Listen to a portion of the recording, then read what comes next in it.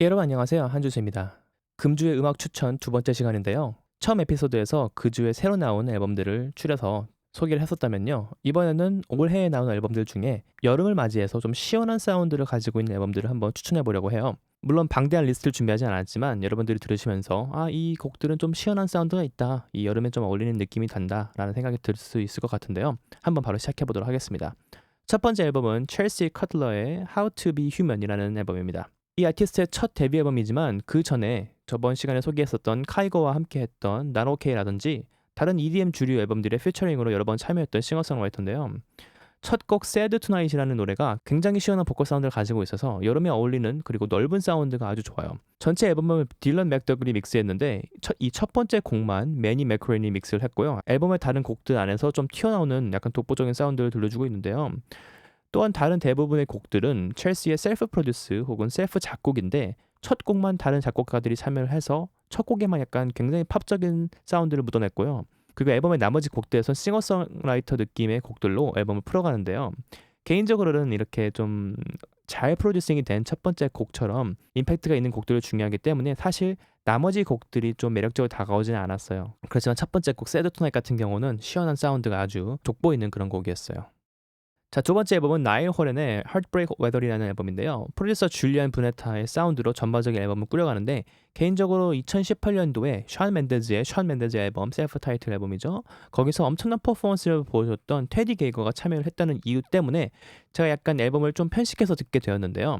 2번 트랙 블랙 앤 화이트라든지 10번 트랙 Cross Your Mind 혹은 13번 트랙 샌프란시스코라든지 테디 게이거가 약간 좀 참여한 곡들만 많이 좀 들어봤어요. 전체적인 앨범 사운드 굉장히 좋은데 한 가지 아쉬웠던 것은 마스터링에서 좀 많이 앨범을 누른 느낌이 많이는 들어요. 그래서 약간 사운드 스테이지가 많이 망가진 것이 조금 아쉬웠죠. 그런 송라이터들이나 혹은 프로듀서들의 그런 사운드 스테이지가 믹싱과 마스터링에서 많이 상했다는 느낌을 지울 수가 없는 그런 앨범이었어요. 블랙 앤 화이트 같은 곡처럼 처음에 엄청나게 좋은 사운드 스테이지로 가다가 코러스만 가면 에너지가 올라가지 못하고 눌려버리는 것 때문에 음악을 즐기다 무언가에서 막혀서 좀 못 즐기게 되는 좀 아쉬운 경험을 하게 되었고요. 블랙 앤 화이트와 마찬가지로 크로스 유 마인드 같은 이번에서 제가 추천하는 이 곡 같은 경우도 테디의 시그니처 사운드로 볼 수 있는 너무 흥미로운 인트로와 곡 진행이 믹싱과 마스터링에서 좀 뒷받침해주지 못했다는 느낌이 들 수밖에 없었고요. 코러스만 가면은 이게 음압이 눌려버리는 것이 좀 아쉬웠죠. 자, 세 번째 앨범은 MXMTON 아티스트 어떻게 발음하는지 몰라가지고 이 아티스트의 Dawn이라는 앨범인데요. 2000년도생으로서 요즘 흔하게 접할 수 있는 인디 아티스트의 전형적인 스토리를 가지고 있는데요. 아이폰에 있는 가라지 밴드로 음악을 시작한 그래서 유명해진 그런 스토리를 가지고 있어요. 우쿨렐레를 치면서 노래를 부르는 유튜브 채널도 인기가 많이 있고 그리고 그런 채널도 인기 많이 얻으면서 앨범 활동도 할 수 있게 되었는데요. 아티스트로서의 그런 활동도 본인의 유튜브 채널에서 아주 멋지게 잘 걷고 있어가지고 미래가 약간 좀 기대가 되는 아티스트라고 볼 수 있어요. 앨범에서는 피버 줄미라는 곡을 추천하는데요. 처음에 시작을 딱 했을 때 뭐 흥미로운데 이러다가 30초쯤에서 프리 코러스가 나오는데 갑자기 뭐지 이거는 이러다가 50초에서 코러스가 확 나오는데 뭔가 싹 빨려가는 그런 느낌을 가지고 있고 굉장히 흥미로운 진행을 가지고 있고 그리고 좀 재미없어 넘기고 싶어라는 생각이 들지 않게끔 20초 30초 안에 모든 것들을 계속 새로운 것들을 아이디어를 던져줘가지고 음악을 계속 들을 수 있게 해주는 재미있는 앨범이에요. 자, 네 번째 앨범은 헤일리 스타인펠드의 Half Written Story라는 앨범인데요. 가수보다는 연기자로 더 유명하죠. 헤일리 같은 경우는 아카데미 시상식에 조연상 후보로 올 정도로 실력파 연기자이고 저는 이제 이름을 보지 않고 약간 랜덤으로 음악 앨범만 듣고 있다가 발견한 아티스트인데요.